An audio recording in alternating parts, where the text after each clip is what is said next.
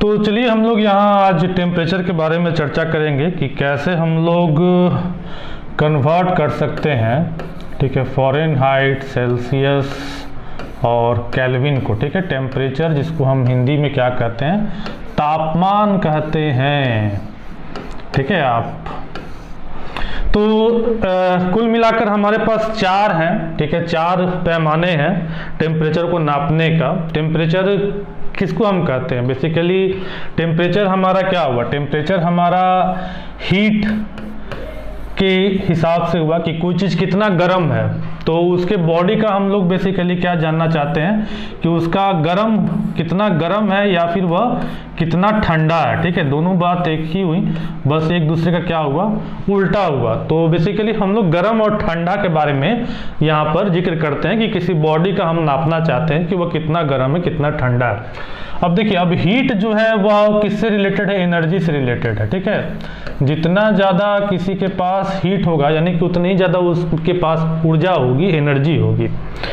तो इसको नापने के लिए हम लोग टेम्परेचर का हिसाब किताब करते हैं। और देखिए, टेम्परेचर को कन्वर्ट करने वाला जो इशू है वह इशू एकदम ख़त्म हो जाएगा अगर आप इसको जड़ से समझेंगे तो, ठीक है। अगर जड़ से नहीं समझेंगे और सीधे आप फॉर्मूला वाला काम कीजिएगा तो आपको हमेशा प्रॉब्लम रहेगा, हमेशा कन्फ्यूजन रहेगा। तो जड़ से थोड़ा समझिए, ठीक है, जड़ से समझिएगा तो एकदम आसान हो जाएगा, ठीक है। और किसी भी एग्जाम में पूछे जाने वाले में बड़ी इंपॉर्टेंट है यह। तो देखिए, हम लोग यहाँ पर 4 तरह का बेसिकली हम लोग यहाँ पर टेम्परेचर के बारे में जिक्र करेंगे, ठीक है। 1 2 3 4, ठीक है। देखिए, मैं आपको सिस्टम वाइज बता देता हूँ, ठीक है। आप बेस से समझेंगे तो आप कभी नहीं भूलेंगे। तो यहाँ पर हम लोग कर देते हैं थर्मामीटर, जिस थर्मामीटर का हम लोग इस्तेमाल करेंगे, ठीक है, उसके बारे में हम लोग कर देते हैं, ठीक है। थर्मामीटर, ठीक है, यहाँ पर हम लोग थर्मामीटर कर लेते हैं। फिर यहाँ पर हम लोग कर लेते हैं हाई पॉइंट, ठीक है। फिर यहाँ पर हम लोग कर लेते हैं लो पॉइंट और यहाँ पर हम लोग देख लेते हैं रेंज, ठीक है। तो देखिए, जो भी हम काम कर रहे हैं ना, सबसे पहले जो भी काम हुआ, ठीक है, टेम्परेचर को लेकर जो भी चीज़ें आई वह बेसिकली पानी को ही लेकर आई, ठीक है, वाटर को ही लेकर आई। वाटर पर ही एक्सपेरिमेंट किया गया, H2O पर ही एक्सपेरिमेंट किया गया, क्योंकि H2O काफ़ी सस्ता है और काफ़ी इजीली अवेलेबल है, तो इस पर एक्सपेरिमेंट करना काफ़ी आसान है। तो H2O पर ही यह काम किया गया। अब देखिए, अब पानी जो है, ये बात तो आप जानते हैं कि पानी जो है वह बर्फ बन जाता है कितना पर, 0 डिग्री सेल्सियस पर, ठीक है।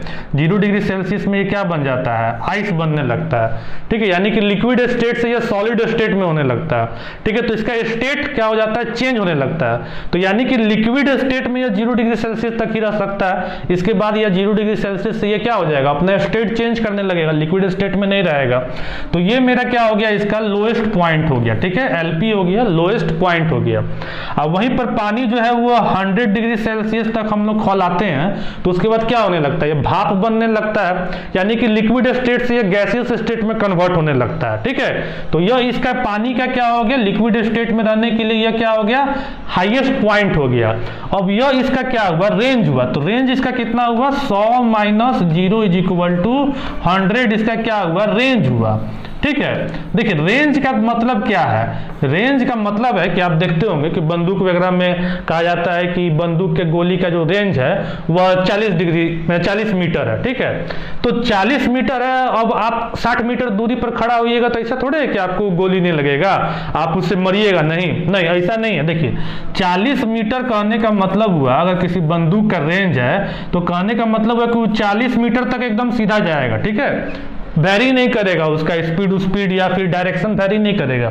और 40 मीटर के बाद यह क्या होगा, थोड़ा सा अपना स्पीड वैरी करने लगेगा और धीरे धीरे इसका ग्राफ जो है वो गिरने लगेगा, ठीक है। सीधे जाकर अब क्या होने लगेगा, गिरने लगेगा, ठीक है। तो अगर आप 40 मीटर की जगह पर 60 मीटर पर भी खड़ा रहिएगा तो आपको ये गोली लगेगा, ठीक है। भले वो निशाना लगाने वाला आपका माथा पे निशाना लगाया होगा तो आपको जाके लगेगा भले छाती पर, समझ रहे हैं। तो अगर यहीं पर आप खड़े रहते तो अब माथा पर निशाना लगाया रहता तो माथे पे लगता, समझ रहे हैं। तो क्या हो रहा है, यह थोड़ा सा डिफॉर्मेशन हो रहा है, ठीक है, चेंज हो रहा है, इसके कैरेक्टरिस्टिक्स में चेंज हो रहा है।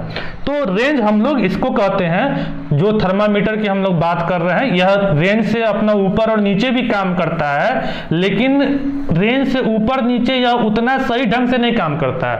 ठीक है, इसका बताने का तरीका जो वेरी करने लगता है, एरर आने लगता है, मेजरमेंट एंड एरर इसमें क्रिएट होने लगता है।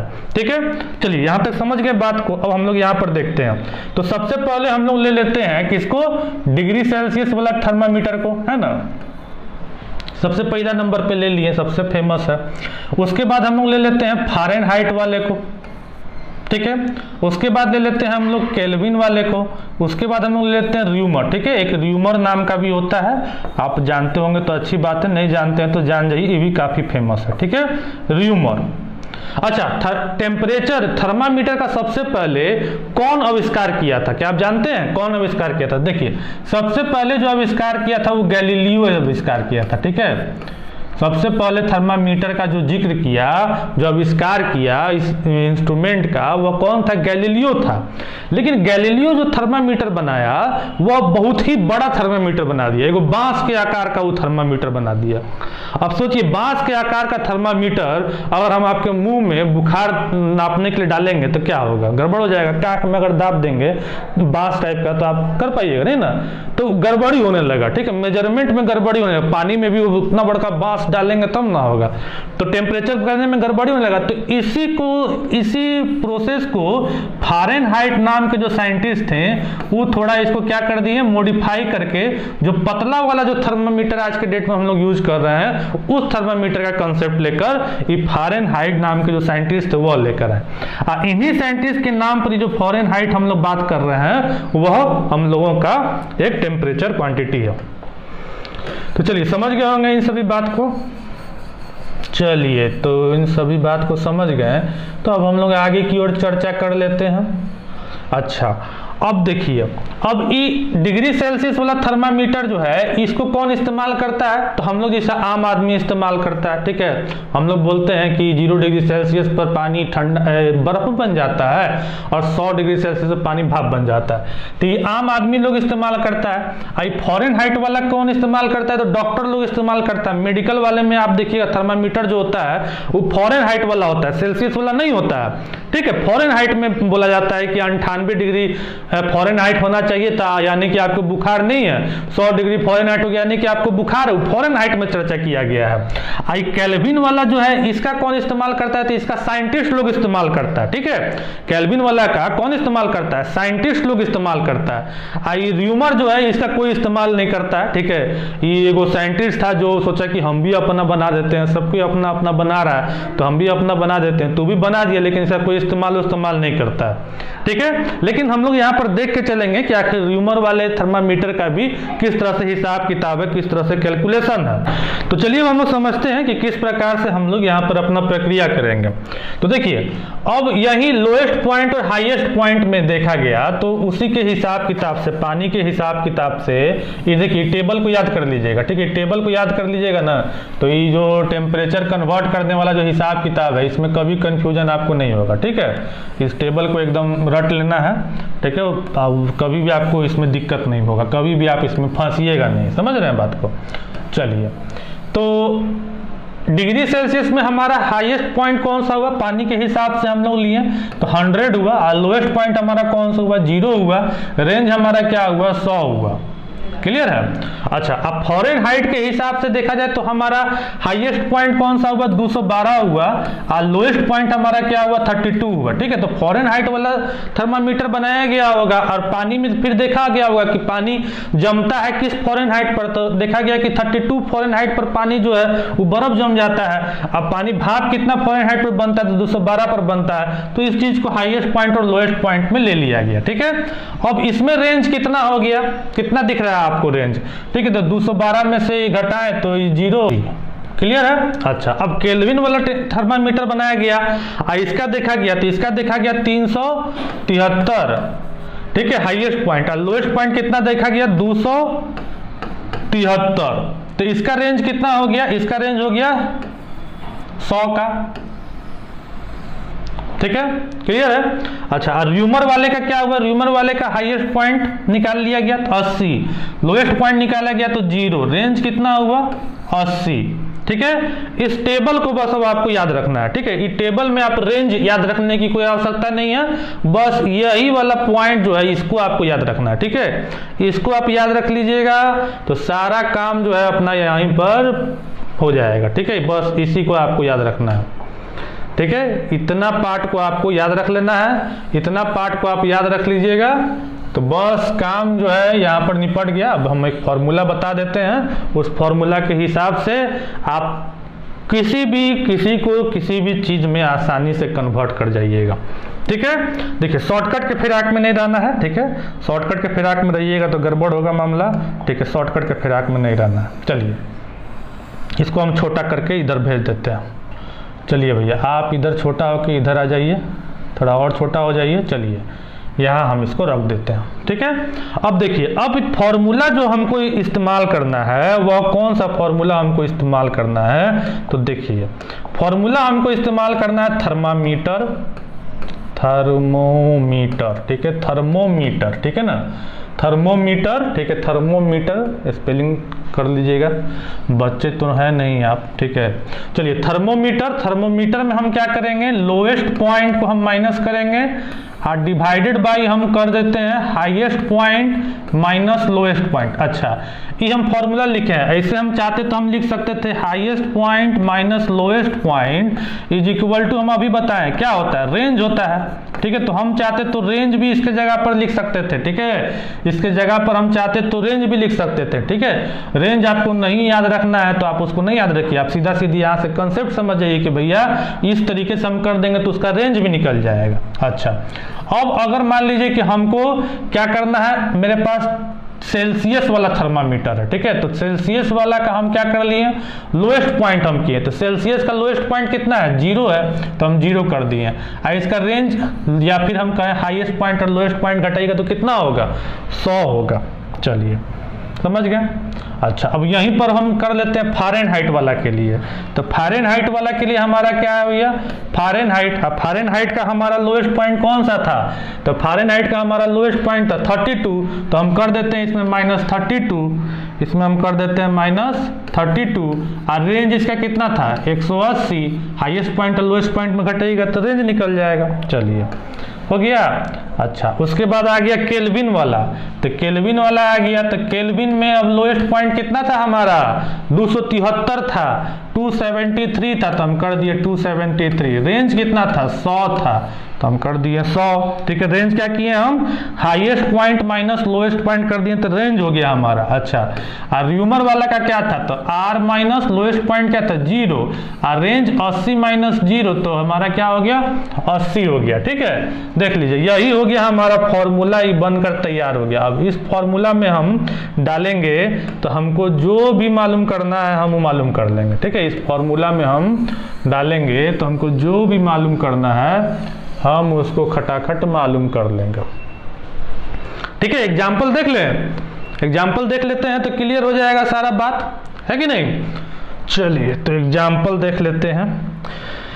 एग्जाम्पल में हम सबसे पहले ले लेते हैं 45 डिग्री सेल्सियस, 45 डिग्री सेल्सियस को फ़ारेनहाइट में कन्वर्ट करना है। ठीक है, कैसे कन्वर्ट करेंगे, 45 डिग्री सेल्सियस को फ़ारेनहाइट में कन्वर्ट करना है। ठीक है, समझ रहे हैं ना, सेल्सियस को फ़ारेनहाइट में। अभी बॉडी टेम्परेचर वाला भी करके हम आपको दिखाते हैं, छोटा सा यहाँ पर एग्जाम्पल, स्टेप वाइज चलते हैं। तो सेल्सियस ये वाला इतना वाला फॉर्मूला हम ले लेते हैं, इसमें क्या इतना वाला हम फॉर्मूला ले लेते हैं, बाकी का हमको क्या मतलब है, इतना वाला हम फॉर्मूला ले लेते हैं, ये रिलेशन है ना इनके बीच में, सेल्सियस और फ़ारेनहाइट के बीच में। ठीक है, तो सेल्सियस और फ़ारेनहाइट के बीच में यही रिलेशन है। तो सेल्सियस के जगह पर तो हमको यहाँ पर मालूम चल गया कि भैया कितना है 45 है, तो हम ले लेते हैं 45। ठीक है, 45 माइनस 0/100। ठीक है, अब फ़ारेनहाइट हमको मालूम नहीं है तो हम कर दिए F माइनस 32/180। क्लियर है। अच्छा, अब इसको हम क्या कर लेते हैं, सॉल्व कर लेते हैं। तो हम इसको सॉल्व करेंगे तो हमको क्या दिखेगा, हमको दिखेगा पहले ही तो 45/100। ठीक है, EF माइनस 32/180 ये दिखा हमको। अच्छा, 0 से 0 काट लें। अच्छा, 5 दूना 10 और 9 5 45 कर ले, कोई दिक्कत है? अच्छा, इसको काट ले, 9, कोई दिक्कत? इक्वेशन क्या आया हमारा? इक्वेशन लिख देते हैं 9 is equal to f minus 32/9 आया। अच्छा, अब इसको सॉल्व कर लेते हैं। तो इसको सॉल्व किए तो 9 9 81, ठीक है, आई 32 इधर आ गया, हो गया फ़ारेनहाइट। मतलब कि कितना फ़ारेनहाइट हुआ? फ़ारेनहाइट कितना हमको आएगा? 2 1 3 8 3 11 113 डिग्री। क्लियर है? तो 45 डिग्री सेल्सियस को हम फ़ारेनहाइट में कन्वर्ट किए तो कितना आया हमको? 113 डिग्री आया।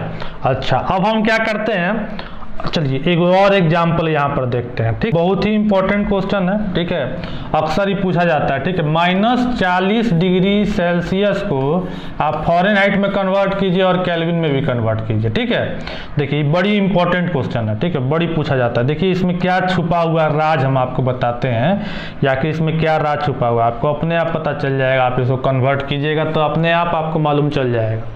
देखिए हम कन्वर्ट करना शुरू करते हैं। तो 40 डिग्री सेल्सियस को सबसे पहले हम फ़ारेनहाइट में कन्वर्ट कर लेते हैं। तो हमारा फॉर्मूला क्या है? C-0 divided by 100। अब फ़ारेनहाइट के लिए क्या है? F-32 divided by 180। ये है ना हमारा फॉर्मूला। अच्छा, अब रख लेते हैं। तो -40 divided by 100 F-32 divided by 180। काट लें इसको, कहीं कोई दिक्कत नहीं ना। अच्छा, अब क्या बचा? F-32 इज इक्वल टू 18 गुने 4, तो 8 चौके 32, 2 हासिल 3 और 4 एकम 4 3 7, तो कितना बचा? -72 बचा। यानी कि F is equal to -72 plus 32 कितना बचा? ठीक है, देखिए तो अभी क्या सॉल्व होकर आया? इस सॉल्व होकर आया हमको -40 डिग्री, यानी कि क्या निकला हमको? -40 degree Celsius is equal to -40 degree Fahrenheit. देख रहे हैं? यानी कि -40 डिग्री सेल्सियस एक ऐसा तापमान है जो कि फ़ारेनहाइट में भी वही संख्या बताता है। ठीक है, अच्छा इसको देखिए केल्विन में अब चेंज करके देख लेते हैं। ठीक है, केल्विन वाला बता देते हैं। ठीक है, केल्विन वाला भी यहाँ से समझ जाइएगा। अब देखिए केल्विन को हम सेल्सियस से केल्विन में बदलें या फ़ारेनहाइट से केल्विन में बदलें, ठीक है, दोनों के लिए हमारे पास वही तरीका है। तो अगर देखिए अगर हमको सेल्सियस से केल्विन में बदलना है तो हम क्या फार्मूला लेंगे? C-0/100। और केल्विन वाला हम ले लेंगे यहाँ पर। तो केल्विन का क्या है? K-273 था लोएस्ट पॉइंट, और इसका रेंज कितना था? 100 था। तो इससे हम बदल सकते हैं। ठीक है, और यही हमको फ़ारेनहाइट से बदलना होता तो हम क्या करते हैं?